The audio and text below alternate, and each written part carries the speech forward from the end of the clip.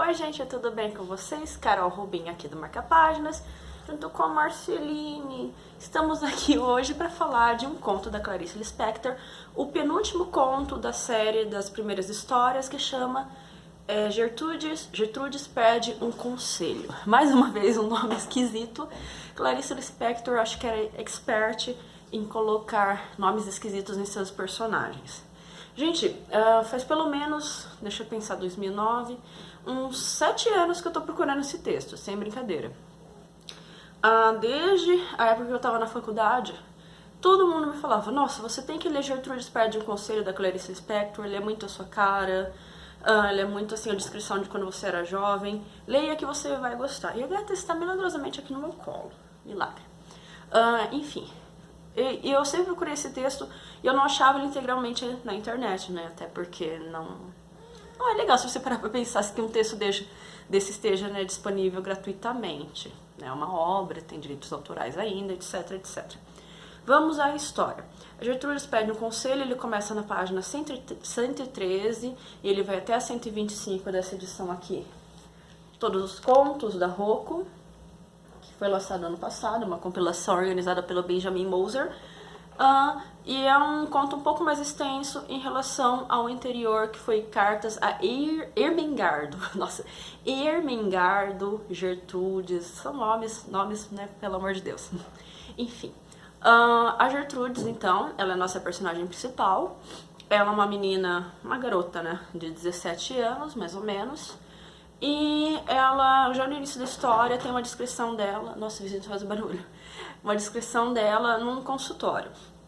Daí demora um tempo pra você entender esse consultório, o que é. É uma entrevista que ela vai fazer para emprego, é um consultório médico. Aí você vai entendendo aos pouquinhos. Ela está para conversar com uma mulher que é dita como conselheira.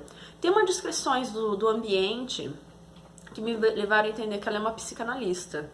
Mas isso fica com uma interpretação, né, à parte mesmo, porque na história coloca ela como conselheira, não exatamente qual é a vertente de formação dela, a psicologia ou a psicanálise, que são opostas. E elas não se conhecem. A Gertrudes, ela começa a mandar umas cartas para essa senhora que escreve numa revista. Ela escreve textos de aconselhamento a jovens.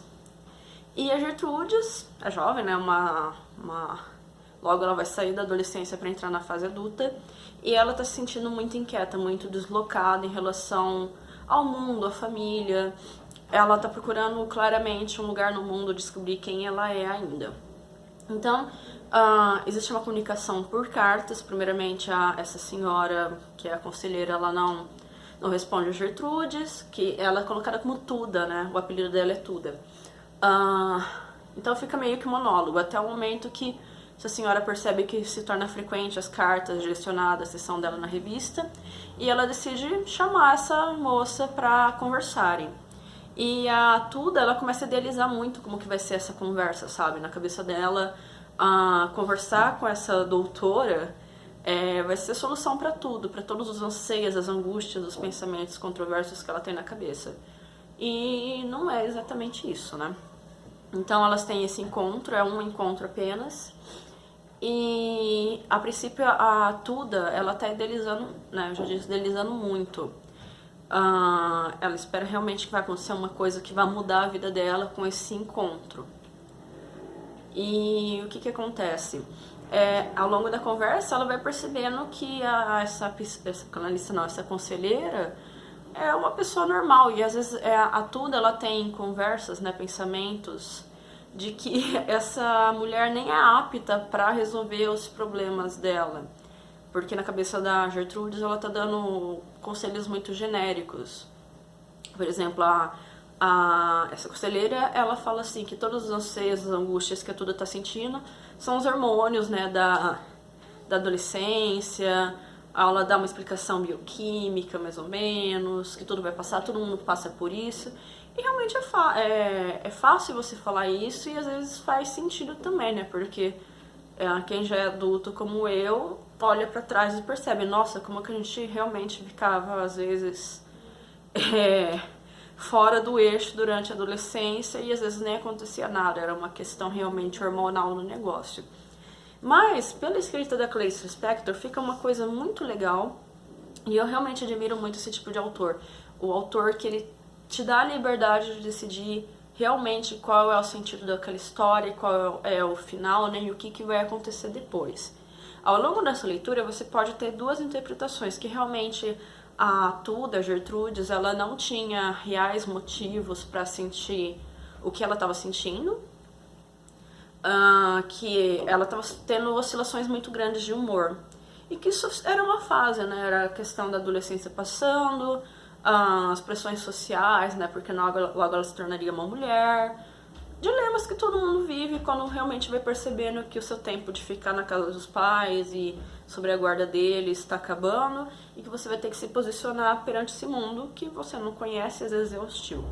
Mas a outra interpretação é que realmente tinha uma coisa a mais acontecendo com a Gertrudes, e essa coisa a mais a gente não vai entender com a razão, né, com a razão tradicional. A gente vai entender pela questão mais poética, realmente, a saída mais poética.